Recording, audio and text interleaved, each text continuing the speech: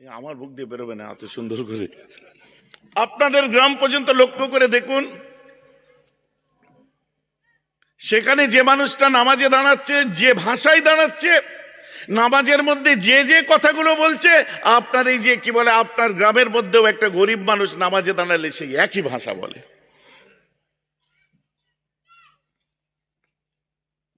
It's universal thought and spread by Prophet Muhammad sallallahu alaihi wasallam. Not spread on victory of sword, but spread by the magic of his personality and wonderful eloquence. He is none other than he is my prophet, আমাদের জান, his prophet Muhammad sallallahu alaihi wasallam. বলুন সুবহানাল্লাহ। শুনুন, বলে নি আগে একটা কথা, নামাজ পড়ছি, রোজা রাখছি, হজ করছি, যাকাত দিচ্ছি, জান্নাতে চলে যাব, ভুলে যান। কারণ নামাজ পড়ার নাম ইসলাম পালন করা নয়, রোজা রাখার নাম ইসলাম পালন করা নয়, হজ করার নাম ইসলাম পালন করা নয়, যাকাত দেওয়ার নাম ইসলাম পালন করা নয়, দান করার নাম ইসলাম পালন করা নয়, কালেমা পড়ার নাম ইসলাম পালন করা নয়। কারণ ইসলামের মধ্যে আছে নামাজ, ইসলামের মধ্যে আছে রোজা, ইসলামের মধ্যে হজ, ইসলামের মধ্যে যাকাত, ইসলামের মধ্যে তাসবিহ তেলাওয়াত, ইসলামের মধ্যে আছে ইবাদত। আমার আপনার ইবাদতের মধ্যে ইসলাম আছে কি নেই, ওটা নির্ভর করছে আমি আপনি মানুষটা কেমন, আমি কি মানবিক, আমার মধ্যে মূল্যবোধ কাজ করে কি, আমি কি ভালো মনের মানুষ, এটা নির্ভর করছে আপনার ইবাদতের মধ্যে ইসলাম আছে কি নেই, ওটা আপনি জিনিসটা কেমন তার উপর নির্ভর করছে। আপনার মন মানসিকতা কেমন, আপনার কথাবার্তা কেমন, আপনার আচার আচরণ কেমন, আপনার দুনিয়াদারিটা কেমন, চলার ক্ষেত্রে আপনার লেনদেনের জগৎটা কেমন। মিষ্টির দোকানে 2.5 লাখ টাকা দেনা করে রাখেননি তো? মিষ্টিওয়ালার গোটা দোকানের দাম বোধহয় 2.5 লাখ টাকা নয়। গত 2 দিন আগে নিউজ দেখছিলাম, বলছে কি মিষ্টির দোকানে কুটুমে আপনার কত গেস্টরা আসছে, মিষ্টি দিয়ে যাচ্ছে, বলছে 2.5 লাখ টাকা বিল হয়ে গেছে ধার। আবার তারপরে বলছে লিখে দে পেড, মানে পয়সা নয়, 3 অক্ষর লিখে দিয়া যে পেড, মানে 2.5 লাখ টাকা পেমেন্ট হয়ে গেছে। পয়সা কোথায়? হাওয়ায় ফুস।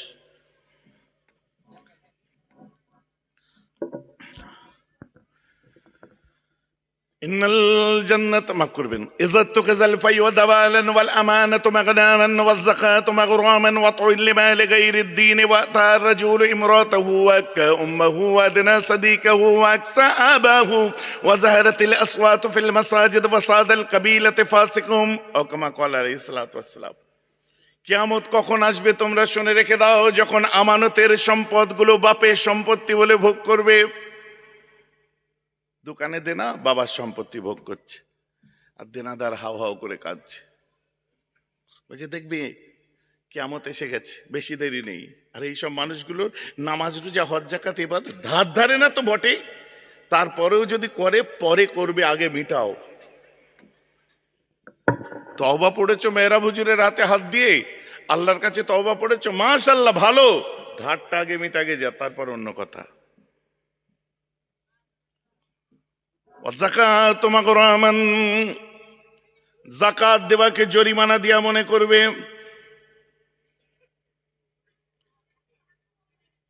আল্লাহ রাসূল বলতে বলতে বলছেন ওয়াসাদাল কাবিলাতে ফাসিকুম, কবিলার সর্দার গুলো সব ফাসেক হবে, কবিলার লিডার নেতাগুলো সব ফাসেক হবে।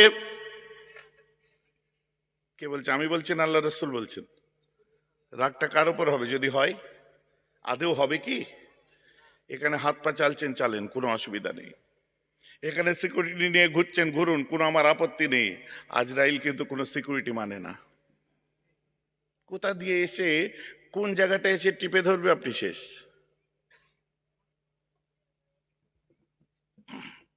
আমার বড় চাচা যান পীর আল্লামা সাইফুদ্দিন সিদ্দিকী রহমাতুল্লাহি আলাইহি, উনি একটা ওয়াজ করতেন, মনে আছে আপনাদের? ওরে সাপ, সাপকে নিয়ে বলতেন, ওরে সাপ সারা জীবন সোজা হয়ে চললি না, মরার পরে মরে গিয়ে রাস্তার উপরে সুটান সোজা হয়ে গিয়েছো বাবা। পরে বলতেন, ওরে মানুষ সারা জীবন সোজা হয়ে চললি না, মরার পরে মরে গিয়ে গোসলের তক্তার উপরে সুটান সোজা হয়ে গিয়েছো বাবা। ঠিক এইরকম সুরেই বলতেন উনি, খাঁটি কথা একদম। কত তাবড় তাবড় বাহুবলী লিডার, নেতা, পয়সাওয়ালা, ধনী, আমির, রাইস, ব্যবসায়ী, প্রভাবশালী মানুষ, হুজুর, গোসলের তক্তায় সুটান সুজা হয়ে শুয়ে আছে। অথচ একদিন আগে তার রাজ কি, বাপরে বাপ, আগুন নিয়ে খেলা করবি না বলে দিলাম, বাপরে বাপ। আর পরের দিনই গোসলের তক্তায় লম্বা সুজা। কি নিয়ে খেলা করবে? বাচ্চাটা এসে বলছে, আব্বা, যে হাত দিয়ে ওই পাশের বাড়ির ভাইটার ঘুষি বেড়ে দাঁত ফেলে দিয়েছিলে, একবার হাতটা তোলো তো। হাত তুলতে যাচ্ছে, শিখ হয়ে উঠছে। আব্বা, যে পায়ে জোড়া পায়ের লাথি মেরে ওই ময়লা খালে ফেলে দিয়েছিলে, সেই লড়াই হচ্ছিল যখন, একবার তুমি পাটা তোলো তো। পা তুলতে যাচ্ছে, কাঠ হয়ে উঠছে। শুনতে খারাপ লাগছে নাকি? ভেতরে আসল জিনিস বেরিয়ে গেছে, খাঁচা রয়ে গেছে।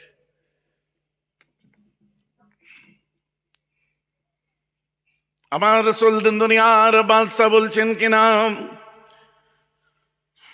ইন্নাল জান্নাতা তাস্তাকি আলা খামসাতি নাফারিন তা'লিল কুরআনি ওয়া হাফিজিল লিসানি ওয়া মুত'ইমিল জুআনি ওয়া মাকসিল উরবানি ওয়া মান সাল্লালা হাবিবির রহমানি। আল্লাহর জান্নাতের মধ্যে 5টি অধ্যায় হবে, 5 শ্রেণীর মানুষকে সেই জান্নাতে দেওয়া হবে। তারা কারা?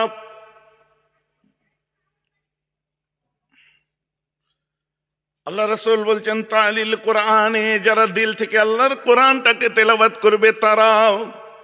দ্বিতীয় নম্বরে বলা হচ্ছে ওয়া হাফিজিল লিসানে, যারা মানুষের মনে দুঃখ, কষ্ট, ব্যথা, বেদনা দেবে না, জ্বালা যন্ত্রণা দেবে না, মানুষের বুকেতে কথার তীর চালাবে না, এমন কথা বলবে না যেটা দিলে যে আঘাত লাগবে, গাজুয়ারি করবে না, চাপিয়ে দেবে না।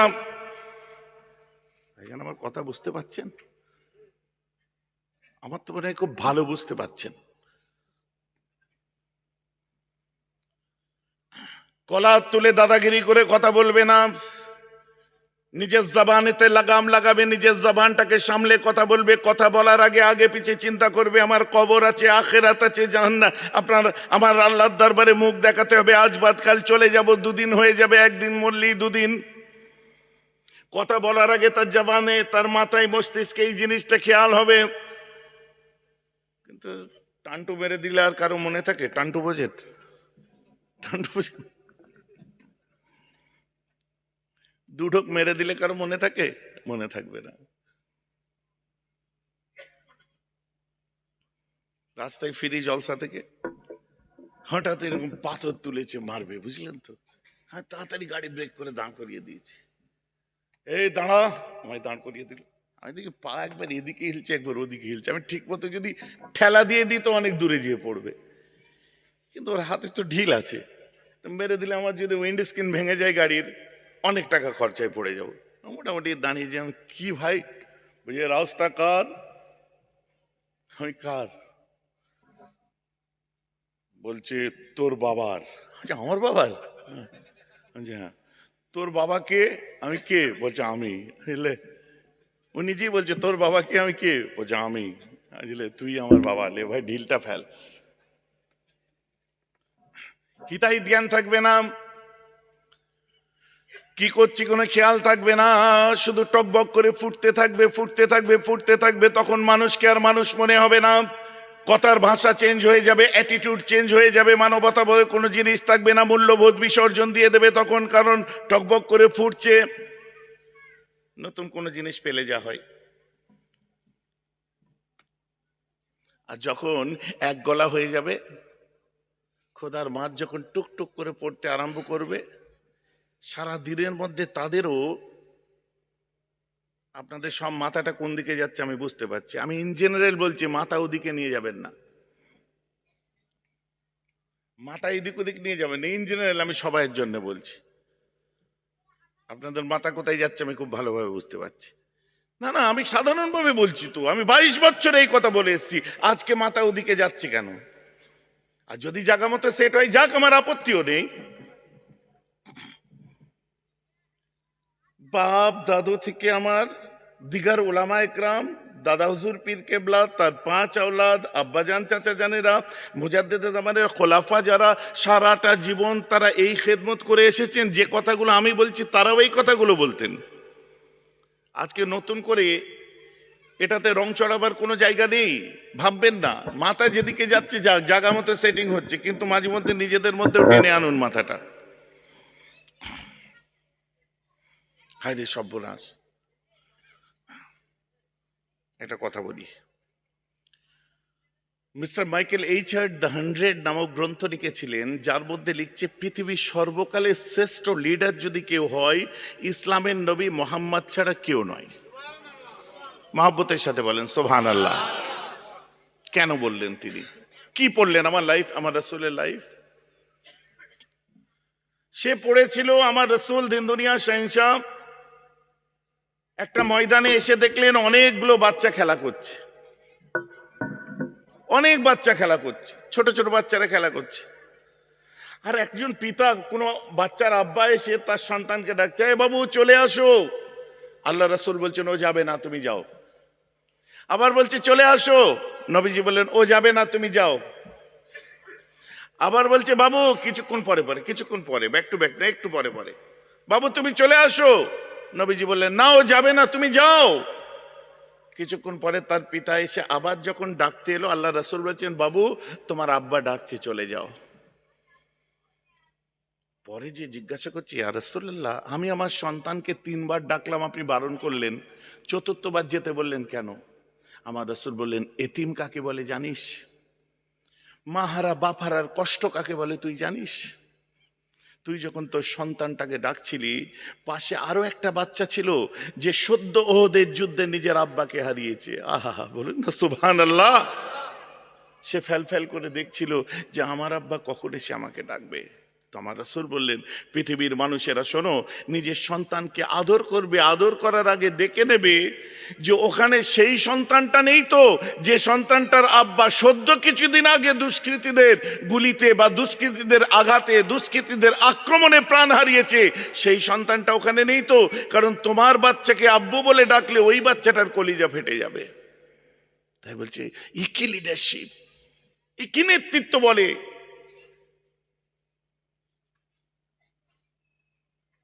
বলছে বিশ্বের বুকে যদি সেরা লিডার হয়, ইনি ছাড়া আর কেউ নয়। Mister Davenport the Apology for Mohammad খুলে দেখুন, তিনি লিখছেন উই মাস্ট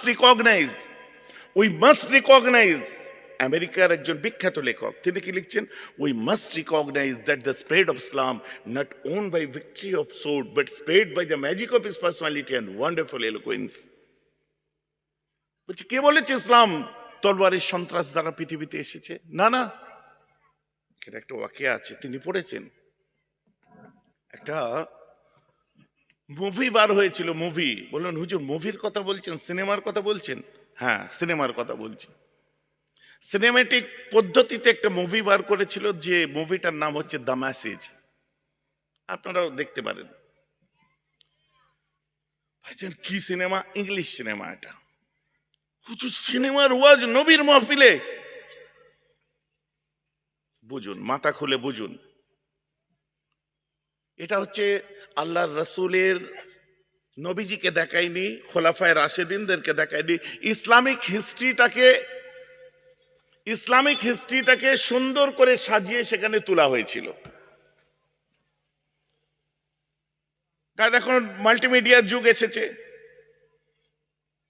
যারা এখন অডিও বুক বার হয়েছে, বই আপনি পড়তে পাচ্ছেন না, অডিও বুক লোড করে রাখুন, যেটা মারবেন এতে কানে শুনতে থাকুন, একজন পড়বে, আপনি শুনছেন। তো তার মধ্যে ইসলামিক হিস্ট্রিটাকে তুলে ধরা হয়েছে। এবার আপনি যদি বলেন আমি তো পড়ে নিয়েছি, হ্যাঁ ভালো করেছেন, পড়ে নিয়েছেন, কিন্তু যে মানুষটা পড়তে পারে না সে ওখান থেকে আবার নিজে জ্ঞান অর্জন করছে, বেসিক নলেজটুকু আসছে, এত ডিপ রিসার্চ করেছে। জায়েজ না জায়েজের ফতোয়ায় আমি যাচ্ছি না, কারণ আমি মুফতি নয়। যদি ভুল মনে করেন তো এটা ভুল ভাবতে পারেন, সেটা মুফতিরা ফতোয়া দিয়ে দেবেন, আমার আপত্তি নেই। আমার দুঃখ লাগছে যারা ইংরেজ, খ্রিস্টানস, যে সমস্ত ডিরেক্টররা ইসলামকে নিয়ে কত গবেষণা করলে তবে এমন কিছু তৈরি করা যায়, অথচ ইসলামের ঘরের ছেলে আজ আমরা সেই গবেষণাটা করিনি, এবং যারা গবেষণামূলক আলোচনা করছে সে আলোচনারও গুরুত্ব দিই না। ব্যাপারটা হচ্ছে এইখানে। তেমনি একজন মিস্টার ডেভেনপোর্ট আল্লাহ রসুলের একটা লাইভ পড়েছিলেন, কি আমার রসুল রাস্তা দিয়ে হেঁটে যাচ্ছেন, অনেক রাস্তা এগিয়ে গেছেন, কিছুক্ষণ পর হযরত উসমান গনিও সেই রাস্তায় হেঁটে যাচ্ছেন। হযরত উসমান গনি হেঁটে যেতে যেতে রাস্তার মধ্যেখানে দেখলো একটা মেয়ে জীর্ণ অবস্থায়, রুগ্ন অবস্থায়, খাওয়া ঠিক মতো হয়নি, বালির মধ্যে মরুভূমিতে পড়ে আছে গরমে। উসমান গনি সামনে সামনে আগিয়ে যায়, আগিয়ে যে দেখছে মেয়েটা পড়ে আছে। রাসূল পাক দূর থেকে দেখে পিছিয়ে এসেছেন। উসমান, কি হলো? বলছে হুজুর একটা মেয়ে ওখানে পড়ে আছে। উসমান গনি যখন আল্লাহ রাসূলকে বললেন, নবীজি বললেন যাও উসমান আগিয়ে যাও, দেখো হতে পারে কোনো অসহায়, ওর খাওয়া হয়েছে নাকি দেখো, অসুস্থ কিনা দেখো, ঠিক মতো চেক করো ওর কি হয়েছে দেখো। হযরত উসমান গনি মাশাআল্লাহ মুখ ভর্তি দাড়ি, গালেতে দাড়ি ভর্তি, চেহারা নূরানি চেহারা, সুন্নতি লেবাস। ওই মেয়েটির কাছে গিয়ে দেখে ওর বুকেতে লাতের মূর্তি রাখা আছে। লাত, লাত মানে লাত, উজ্জাত, মানাত, হাবল বাগাইরা গাইরা, মানে ওদের খোদা মূর্তি। উসমান গনি দেখার পরে এসে বলছে, এ রাসূল, আপনি বলেছিলেন আল্লাহ ছাড়া কারো দিকে আল্লাহ আল্লাহ ব্যতীত অন্য কোনো খোদার দিকে দেখবে না। হুজুর ওর বুকে মানাত বা লাতের মূর্তি আছে আমি দেখলাম। আল্লাহ রাসূল বলছে আমি একটা অসহায়ের সেবার জন্য পাঠালাম, তুমি ধর্মের বিচার করছো কেন? বলেন না সুবহানাল্লাহ। This is my prophet. বলছে আমি পাঠালাম একটা অসহায়ের সেবার জন্য, যাও ওকে তুলে নিয়ে আসো। সুজা জিয়ে বুড়িমা, মা মা মা, চোখ তুলে দেখেছে, দেখে উসমান গনিকে বলছেন তুমি কি মোহাম্মদের কুকুর? তুমি কি মোহাম্মদের কুকুর? তুমি কি মোহাম্মদের হোমার গাধা? থুতু দিতে আরম্ভ করে। উসমান গনি মুছে নিয়ে আল্লাহ রাসূল ফলো করলেন দূর থেকে। আর উসমান গনি অনেক ধনী মানুষ ছিলেন। উসমান গনি অনেক ধনী মানুষ ছিলেন, কারণ তিনি একজন কুরাইশ ছিলেন, আর কুরাইশরা গরিব হয় না। আল্লাহ রাসূল ভিখারি ছিলেন না, আল্লাহ রাসূল ভিক্ষুক ছিলেন না, আমার রাসূল ফিকর করনে ওয়ালা ফকির ছিলেন। ফকির আর ভিখারির মধ্যে অনেক তফাৎ, পড়াশোনা করতে হবে। যেমন এই যে আপনারা বসে আছেন, আমার মুজাদ্দেদে জামান দাদা হুজুর পীর কেবলা ফকির ছিলেন। ফকির কথার অর্থ কি? ফিকর করনে ওয়ালা। যেমন একটু বুঝিয়ে দিই, আমার রাসূল ভিখারি ছিলেন নাউজুবিল্লাহ এমন করে বলবেন না, তিনি ফিকর করনে ওয়ালা ফকির ছিলেন। যেমন সকলে পড়েন লা ইলাহা ইল্লাল্লাহ, প্র্যাকটিক্যাল বুঝিয়ে দিই, লা ইলাহা ইল্লাল্লাহ, লা ইলাহা ইল্লাল্লাহু মুহাম্মাদুর রাসূলুল্লাহ। এটা হলো জিকির। এর মধ্যে আরেকটা কি লুকিয়ে আছে আপনারা ফলো করলেন না? আমার দাদু জানের মুরিদ এখানে অনেক আছেন, আব্বা চাচা জানদের মুরিদ আছেন, বারবার তাদের মুখে শুনেছেন বাবা শুধু জিকির করো না, জিকিরের সাথে সাথে ফিকির করো। ফিকির কি? লা, ফিকির হচ্ছে মাথায় নেই নেই নেই নেই, লা না না না না, ইলাহা, কোনো মাবুদ নেই, খেলানেওয়ালা নেই, পড়ানেওয়ালা নেই, বাঁচানেওয়ালা নেই, মারনেওয়ালা নেই, হাসানেওয়ালা নেই, কাঁদানেওয়ালা নেই, বিপদের সাথ দিনেওয়ালা কেউ নেই, আমার দোষ চাপা দেওয়ার কেউ নেই, আমাকে মাফ করনেওয়ালা কেউ নাই, আমি যে ইবাদত করব ইবাদতের সমতুল্য লায়েকও কেউ নাই। এই যে এতগুলো চিন্তা করলেন, আপনি জিকির করে জাকিরিন হয়েছেন। এই চিন্তা যখন করবেন তখন ফকির হবেন। ভাইজান বুঝাতে পারলাম ব্যাপারটা?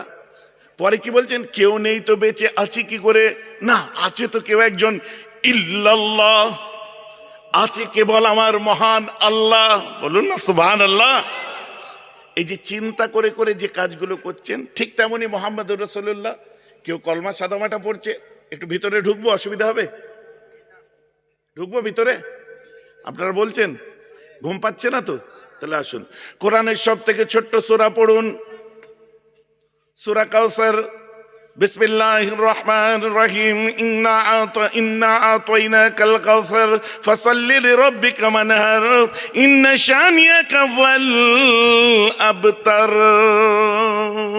গুড, দারুণ পড়েছেন ভাই, তুমি একটু পড়ো।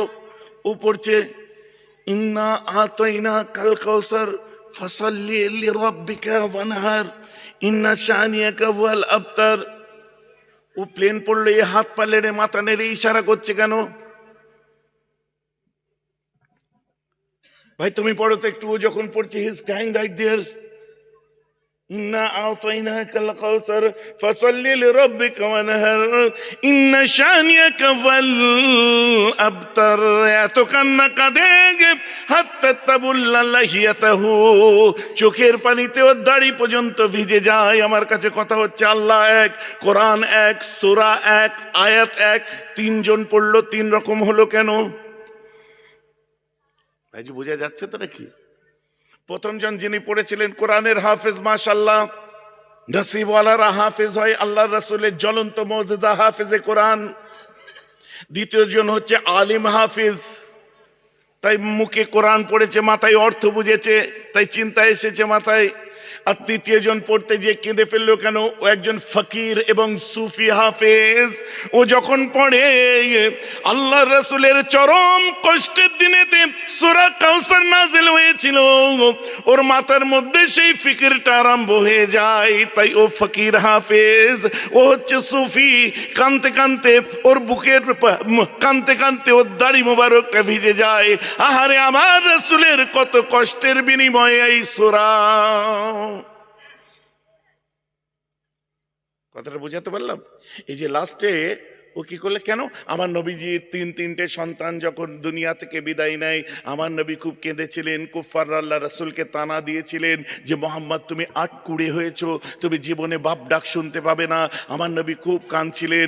তখন আমার আল্লাহ বললেন, হাবিব তোমার তিনটে সন্তান আমার কাছে, তোমার সন্তানদের থেকে বেশি কি কাউকে তুমি ভালোবাসো?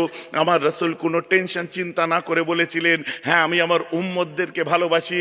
আমার আল্লাহ ওই সময় বললেন, হাবিব কিয়ামতের দিন কঠিন দিনেতে যখন পানি পানি করে সব চিৎকার করবে, তোমার তিনটে সন্তান মারা গেছে, তুমি ঘাবড়িও না, তোমার লস নয়, আমার কাছেই তো আছে। বরং ওই তিনটে সন্তানের সাদকা তোমার উম্মতদের জন্য মনে করো।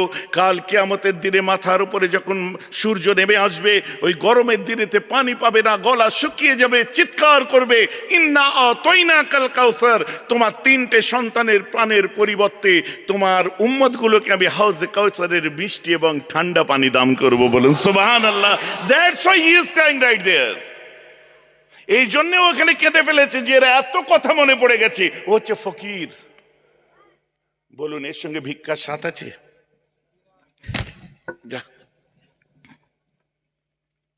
ভাইজি আমার কথা বুঝতে পারছেন? এর সঙ্গে কি কোনো ভিক্ষার স্বাদ খুঁজে পেলেন?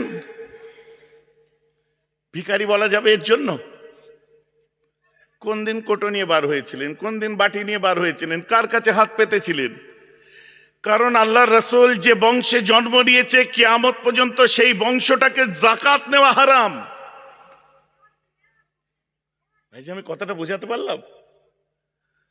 যে বংশে আমার রাসূল জন্মেছেন, ওই বংশের জন্য ফিতরা নেওয়া হারাম, ওই বংশের জন্য দান নেওয়া হারাম।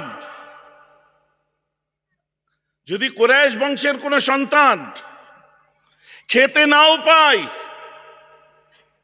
যদিও এখনো হয়নি এমন কোনো, আমার চোখে আমার জ্ঞানে ঠেকেনি এখনো, আপনারা দান করলে সেই দান তার খাওয়া যাবে না। না হুজুর পয়সা চাও তো যাবে না, উজরাত নেওয়া তো যাবে। চাওয়া আর উজরাত নেওয়ার মধ্যে তো তফাৎ আছে। তাহলে আপনি ওমর ফারুকের বিরোধিতা করতে পারেন না। মুজাদ্দেদে জামান 16 নম্বর ওসিয়াতে কি বলছে? দাদা হুজুর একটাই মাত্র ওসিয়াত রেখে গেলেন, যেটা হচ্ছে মাত্র 16। তো দাদা হুজুরের গিনতিটা 16 থেকে আরম্ভ হলো, 1 থেকে নয়। ভাইজি আমার কথা বুঝতে পারছেন? কি এমন কষ্ট লাগলো জানি না, কিন্তু আমার মুজাদ্দেদে জামান উজরাত নেওয়াটা হারাম কোনো জায়গায় লিখে দিয়েছেন। এই 16 নম্বর ওসিয়াতে কোথায় লেখা আছে? আমি যদি ওপেন চ্যালেঞ্জ করি, আপনি যতবার ওই ওসিয়াতটা পড়েছেন, আমি তার থেকে একটু হলেও বেশি পড়েছি। কথাটা আমার বুঝতে পারছেন? আসলে কিছু নয়, যে গ্রামে যাবেন মসজিদ ভিত্তিক মাদ্রাসা ভিত্তিক চাঁদার বিল ঠেলে দিয়ে পাবলিক প্লেসে তার কোনো হিসাব না দিয়ে পাবলিক প্রপার্টিকে ভোগ করা, এটা বোধহয় সব থেকে বড় খেয়ানত। সে বিষয়গুলো নিজেদের আপনার ধ্যান দেওয়া অত্যন্ত জরুরি। কে কি করছে সেদিকে তাকাবার দরকার নেই। কথা বুঝতে পারছেন না? সিঙ্গাপুরে আমাকে রিসিভ করতে এসেছে ওই আপনার হামার গাড়িতে করে। কথা বুঝতে পেরেছে? যে গাড়িটা আমাদের ভারতবর্ষে 8 কোটি টাকার কাছাকাছি দাম। আমি ভাবলাম হয়তো কোনো ব্যবসায়ীর গাড়ি। তো আমার যে মানে কোঅর্ডিনেট করছিল তিনি একজন আলেম এবং খুব বিখ্যাত আলেম, আশারি মাতুরিদির। আমি ওকে জিজ্ঞেস করলাম, দোস্ত গাড়ি কার? বলছে এটা আমারই গাড়ি, 3 মাস আগে এসেছে। আজ তুই তো ওয়াজ করে বেড়াস, তুমি তো জলসা করে বেড়াও, তুমি মানে আমি মিলিয়ে দেখলাম তো 8 কোটি টাকার গাড়ি সিঙ্গাপুরে চড়ছে হুজুর, কেউ কিচ্ছু বলছে না। আর মেহরাব হুজুর মাত্র 20 লাখ টাকার গাড়ি চললে এত গায়ে লেগে যাচ্ছে। কথাটা আমার বুঝতে পারছেন না? আসলে সিঙ্গাপুরের মানুষদের মানসিকতা অত উন্নত, আমাদের এখানকার জেনারেল মানুষ আপনাদের মানসিকতা অত উন্নত হয়নি, তার জন্যই ধরা খাচ্ছে। ভাইজান আমার কথা বুঝতে পারছেন না? সৌদিতে চলে যান তো, আব্দুর রহমান সুদাইসি যিনি ইমাম, তিনি যে গাড়িটা চড়ে, গাড়িটার নাম হচ্ছে ক্যাডিল্যাক, আরেকদিন দেখলাম জিএমসি। হিসাব মিলিয়ে দেখেন তো আমার দেশে কত কোটি টাকা দাম। কই সৌদির মানুষ কেউ কোনোদিন কিছু বলছে না তো? আমার বাড়িতে একটা এসি লেগে গেলে কতিপয় মোল্লা মলি সাহেবের খুব কষ্ট হয়ে যাচ্ছে। আপনার বাড়িতে এক্ষুনি বসেছিলাম একটা ঘরে, সেই ঘরেও তো এসি আছে দেখলাম, সেটা চোখে লাগছে না কেন? আর সৌদিতে চলে যান, এসি ছাড়া মানুষ চলে না, কারণ ওটার ফ্যাশন নয়। ঘরে এসি লাগানো ফ্যাশন নয়, ও তো জন্মের পর থেকে আমি দেখছি ওটা তো এখন নিত্য প্রয়োজনীয় জিনিস। যেভাবে হ্যারিডিটি বাড়ছে, যেভাবে ইমিউনিটি বাড়ছে, যেভাবে প্রয়োজনীয় জিনিস, আসলে ব্যাপার সেখানে নয়। এই নিন্দা বন্ধু, এক আলেম আর এক আলেমকে নিয়ে এইসব কথাবার্তাগুলো বললে সাধারণ মানুষ সেটা ভালোভাবে নেয় বলে আমার মনে হয় না।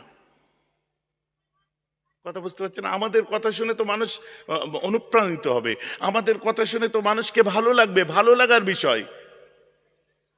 অশান্ত মনকে শান্ত করার জন্য জলসার মজলিসে বসবে, মনের একটা স্নিগ্ধতা, একটা পাওনা কিছু পেতে আসছে তারা। আর আমি হিংসার কথা, বিদ্বেষের কথা, ঠুকাঠুকির কথা, খোঁচা মারামারি কথা, এইসব কথা শুনতে এখানে এসছে।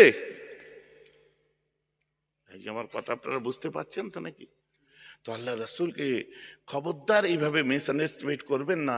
তিনি গরিব ছিলেন, ভিখারি ছিলেন, গরিবী হালে তিনি জীবন যাপন করেছেন, এটা বলতে পারেন, এটা বলতে পারেন গরিবী হালে জীবন যাপন করেছে। কারণ আল্লাহ রসুল ইন্তেকালের পরে আম্মাজান ফাতেমা তো জোহরার ইন্তেকালের আগে পর্যন্ত হযরত আলী আবু বকর সিদ্দিকের হাতে বায়াত হওয়ার আগে পর্যন্ত হযরত আলীকে আল্লাহ রসুলের সম্পত্তি সামলাতে 6 মাস টাইম লেগে গেছে। ইতিহাস পড়ুন ভাইজান, আমার কথা বুঝতে পারছেন? যে সম্পত্তির পরিমাণ ছিল অর্ধ পৃথিবী, যার থেকে আম্মাজান আয়েশা, যার থেকে আম্মাজান ফাতেমা থেকে আরম্ভ করে আহলে বায়তদের মধ্যে একটা অনারিয়াম সিস্টেম চালু করে দিয়েছিলেন, ভাতা সিস্টেম। এত পরিমাণ সম্পদ ছিল, প্রতি মাসে একটা অনারিয়াম দেওয়া হতো তার জন্য, তার সন্তানদেরকে, তার বাড়িওয়ালাদেরকে। এগুলো কোথায়? এগুলো ভুলে যাচ্ছেন কেন আজ? আল্লাহ রসুলের আব্বা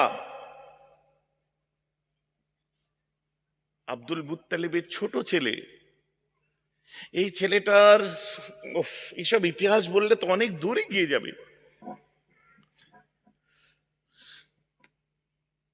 যে তার মান্যত অনুযায়ী তখনকার দিনে যে একটা ছেলে আল্লাহর নামে কুরবানি দেবে বলেছিল, বারবার আমার রাসূলের আব্বার নামটা এসেছে।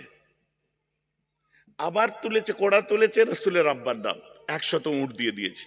আবার তুলেছে, আবার রাসূলের আব্বার নাম, আবার এইভাবে উট দিয়েছে। এইভাবে 1000-এর কাছাকাছি উট বিলি করেছিলেন শুধু তার ছোট সন্তানটার হায়াতের জন্য। পরে তিনি ইন্তেকাল করেছিলেন ব্যবসায়িক কাজে বার হওয়ার পরে, যদিও ছোট বয়সে ইন্তেকাল করে।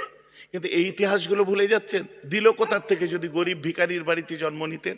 আপনি আরেকটু আগে যান, আব্দুল মুত্তালিব, ইনার আসল নাম কি? শাইবা। এই শাইবা কে ছিলেন? আব্দুল মুত্তালিব রাসূল পাকের দাদাজি, বুঝতে পারছেন? এই আব্দুল মুত্তালিবের আসল নাম হচ্ছে শাইবা। শাইবা মানে খুব সুন্দর, শুভ্র।